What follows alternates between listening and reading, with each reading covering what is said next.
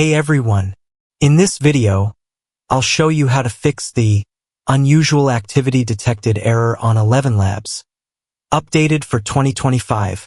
If you're facing this issue and need a quick solution, you're in the right place. Let's dive in.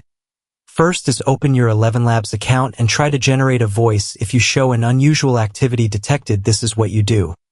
First is click the three dots on your computer and click Settings. In the Settings, search Cache.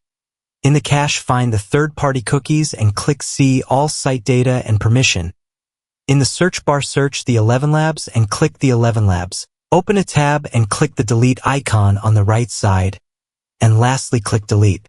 And that's how you fix the unusual activity detected problem on ElevenLabs in 2025.